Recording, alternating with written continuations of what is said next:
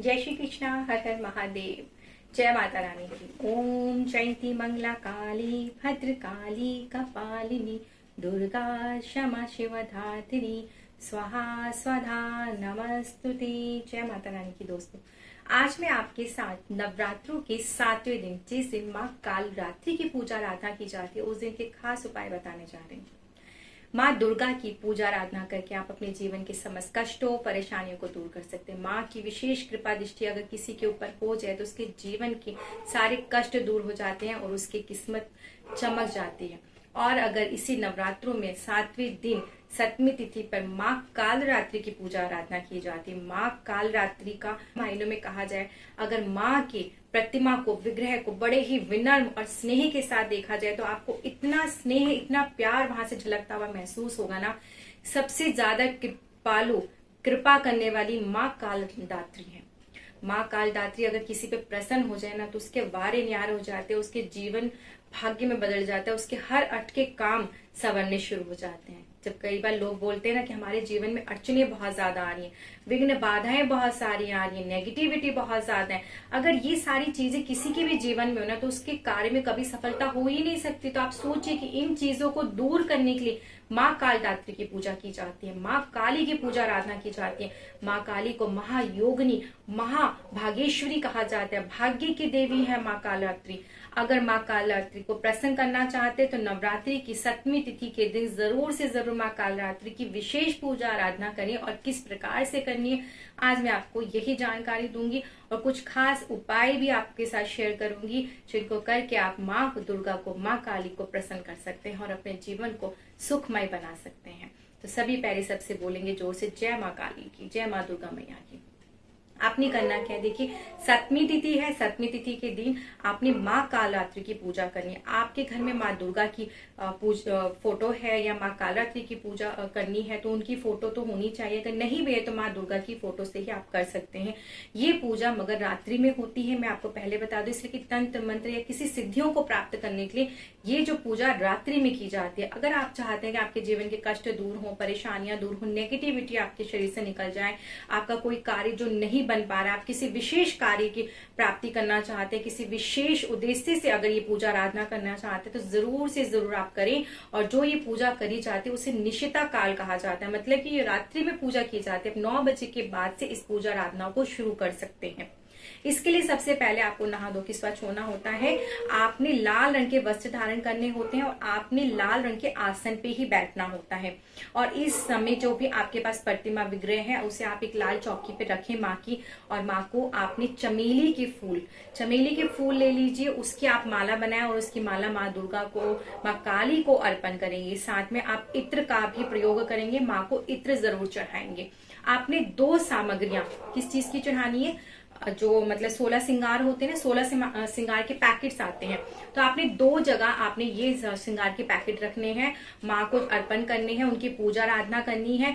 एक पैकेट तो आपने अगले दिन पंडित जी को मतलब दान कर देना है, किसी को भी आप जरूरतमंद को दान कर सकते हैं। जो एक दूसरी आपने सामग्री श्रृंगार की रखी है वो आपने घर के जो लोग हैं, स्त्रियां हैं घर की, वो ले लेंगी प्रसाद स्वरूप और उसे खुद इस्तेमाल करेंगी। तो आपने 2 जगह ऐसे श्रृंगार के सामान माँ को अर्पण करने हैं।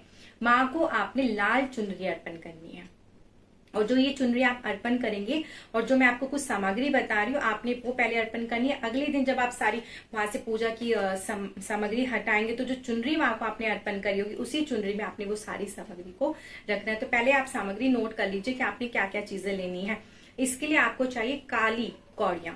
काली कौड़ी आप 9 गिन के लेंगे। 9 ही आपको लौंग चाहिए। आपको काली हल्दी चाहिए। काली हल्दी आप जितनी भी आपको मिल जाए, 2 पीसीस मतलब जो होते हैं, आपने काली हल्दी ले लेनी है। साथ में आपको एक दक्षिणावर्ती शंख जरूर लेना है। ये 4 चीजें आपने ले लेनी है। और कमल गट्टे की एक माला या तो नील कमल की माला, नील कमल की माला को बैजंती माला ही कहा जाता है, तो आपने एक बैजंती माला जरूर से जरूर लेनी है। आपने ये चीजें ले लेनी है। अब आपने जब पूजा आराधना कर रहे हैं तो आपने ये सारी सामग्री माँ काली को अर्पण करनी है। और एक आपने सरसों के तेल का दीपक प्रज्वलित करना है, जो कि आपका दीपक कम से कम सुबह तक जले, पूरी रात जलना चाहिए। जब आपने पूजा आराधना शुरू करी, आपने वहां दीपक प्रज्वलित किया, तो वो दीपक आपका सुबह तक तो जरूर से जरूर जले। इस चीज का विशेष आपने ध्यान रखना है। दीपक आपने प्रज्वलित कर दिया है, माँ की पूजा आराधना करें। आप माँ को एक पेठा जरूर लेकर रखें, इसलिए कि जब हम माँ की पूजा आराधना कर लेते हैं तो हमें भेंट जरूर अर्पण करना होता है। इसलिए कि आप जो भी चीज प्राप्त करना चाहते हैं तो उसके लिए आपने माँ को भेंट तो अर्पण करना है, तो आप पेठे का भेंट अर्पण करेंगे। आप पेठा वहां पे काटेंगे, साथ में आपको गुड़ की बनी हुई कोई भी मिठाई माँ को अर्पण करनी है। या तो आप गुड़ चने का भोग लगा सकते हैं, कोई मिठाई लाके उसका भी भोग लगा सकते हैं। आपको रुद्राक्ष की माला हो, कमलगट्टे की माला हो, कोई सी भी आप माला ले लीजिए। उस माला से आपने माँ की बीज मंत्रों का उच्चारण करना है। माँ का बीज मंत्र है ओम ईम हीम क्लीम चामुंडही विचय नमः। इस मंत्र का इसका आप 1 माला जाप, 5 माला जाप, 9 माला जाप, 7 माला जाप, वो आपकी श्रद्धा है। आप कितने माला जाप करना चाहते हैं।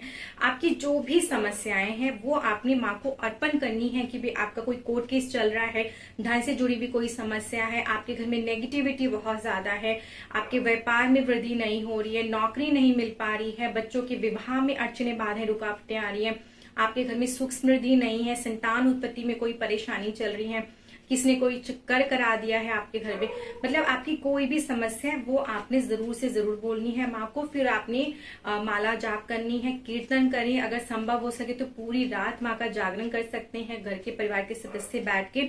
इस तरह से आप माँ काली की पूजा आराधना अगर इस नवरात्रों की 7वीं तिथि के दिन करते हैं तो माँ की विशेष कृपा दृष्टि आपको प्राप्त होती है। अब आपने करना है कि आपकी पूजा आराधना होगी, अगर मान लीजिए आप सो भी जाते हैं तो दीपक आपका जरूर सुबह तक जले। अगले दिन सुबह उठ के स्नान आदि करने के बाद आपने वहां से जो चौकी उठानी है, आपने जो प्रसाद चढ़ा परिवार के सभी सदस्य ग्रहण करेंगे। और जैसे कि मैंने आपको पहले बताया कि श्रृंगार का जो सामान है, एक तो आप किसी को दान कर दे, दूसरा आपने घर में ही रख लेना है। और जितनी सामग्री आपने वहां चढ़ाई थी उसे आपने उसी चुनरी में लपेट के धन रखने के स्थान पे रख दीजिए आप, नहीं तो आप अपने व्यापार स्थल पे, अपने ऑफिस में, कहीं पे भी आप इसे रख सकते हैं। और एक आपने खास अचूक सा उपाय क्या करना है, रात्रि में ही आपने एक नींबू लेना है। मतलब कि आप ये उपाय सूर्यास्त के बाद भी कर सकते हैं। अब जो लोग ये पूजा नहीं करना चाहते हैं तो ठीक है, आप मत कीजिए किसी भी प्रकार से इस तरह की पूजा आराधना। तो आप एक कार्य जरूर कर सकते हैं, इस दिन आप एक पान का बीड़ा बनवा ले, मीठा पान का बीड़ा, और आपके घर के आसपास माँ दुर्गा का मंदिर, माँ काली का मंदिर, जो भी मंदिर हो, अपनी मनोकामना बोलते हुए आपने पान का बीड़ा वहां पे माँ दुर्गा को अर्पण करना है। और साथ में आप गुड़ चने का भोग जरूर लगाएं, गरीबों में वो गुड़ चना आप बांट दें। और आपने करना क्या है, आपकी कोई इच्छा है, जो भी आप चाहते हैं, जिस भी इंसान की जो इच्छा है वो अपनी उम्र के हिसाब से लौंग ले ले।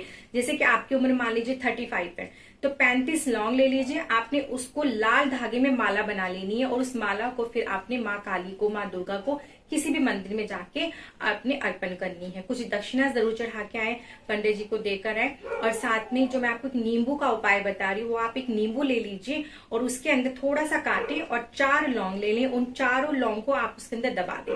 फिर आपकी जो भी जीवन में विघ्न बाधाएं, कोई भी परेशानी है, उसके लिए आप इस उपाय को रात्रि में करेंगे। आपने इस नींबू को लेके चौराहे पे चला जाना है और इसे क्या करना है, अपने सर से 7 बार एंटी क्लॉकवाइज घुमाना है। घड़ी सीधी घूमते उसके अपोजिट आपने इसे घुमाना है। 7 बार अपने सर से आप इसे घुमाएं और इस नींबू को काट के चारों दिशाओं में फेंक दे। लौंग लगी हुई फेंकेंगे आप चारों दिशाओं में। इस तरह से आप ये उपाय 7वीं तिथि पे करते हैं तो आपके जीवन की कैसी भी परेशानियां, कष्ट है, वो अवश्य दूर होते हैं। तो इस तरह की जानकारी के लिए मुझे फॉलो कीजिए। जय श्री कृष्णा। और जो भी आपको वीडियो में फीडबैक है जरूर दीजिएगा कमेंट्स बॉक्स में। जय श्री कृष्णा और हर हर महादेव अवश्य लिखिएगा।